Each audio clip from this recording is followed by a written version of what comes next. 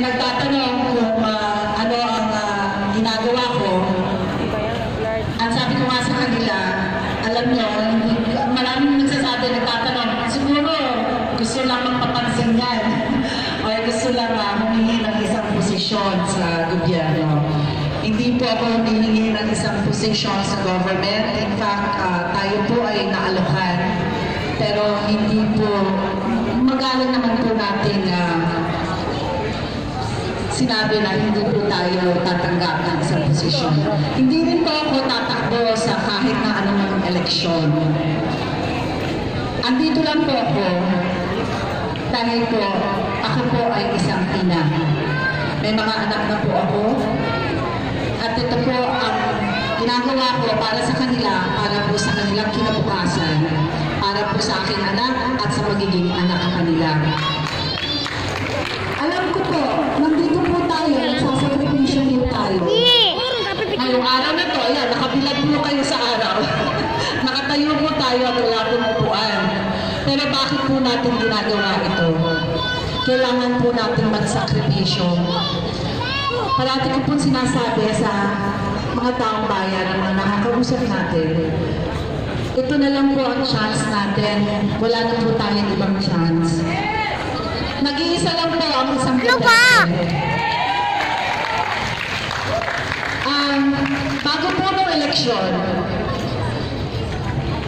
siyempre namimili po tayo kung sino po ang ibaboto natin, hindi po ba?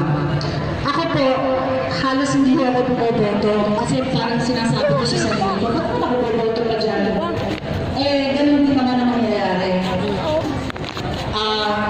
Nagsasalita ka, nagsasabi ka kung ano yung mga dapat gawin na servisyo ng gobyerno para sa atin. Pero wala naman pong nakikinig. Pero nung last election, narinig ko po si Pangulong Duterte. Ang sabi niya po, eh bakit ako pipilitin na maging presidente?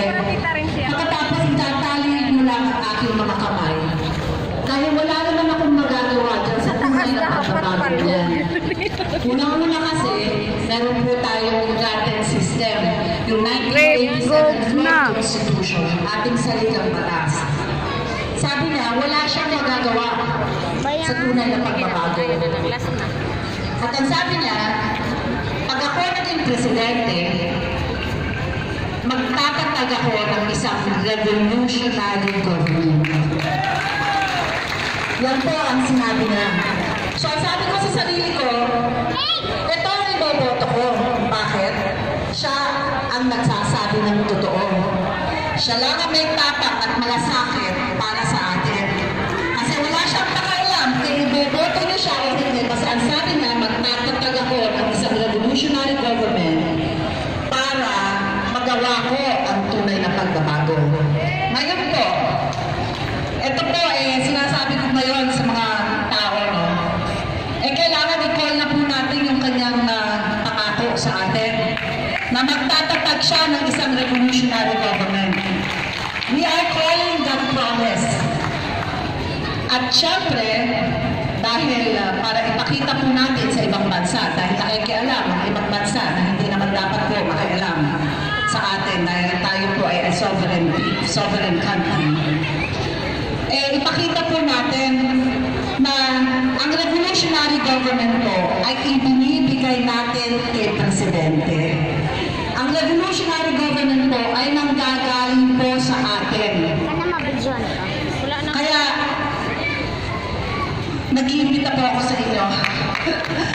Sa November 30 po, kailangan pong ipakita natin kay Presidente na gusto na po natin ng revolutionary government. Yes! Kaya alam natin na nahihirapan na po siya. Kaya po sa November 30 po, dapat po magkita-kita tayo